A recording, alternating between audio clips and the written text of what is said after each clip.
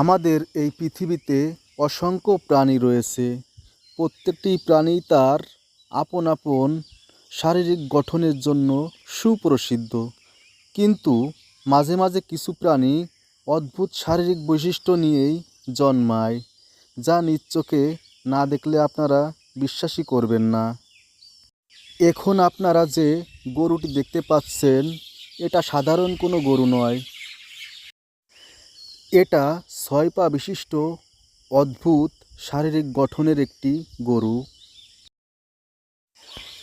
আল্লাহ চাইলেই কি না করতে পারে, তার লীলা খেলা বোঝা বড় মুশকিল। সম্পূর্ণ ভিডিওটি দেখতে থাকুন, আশা করি ভালো লাগবে। ধন্যবাদ। আসসালামু আলাইকুম।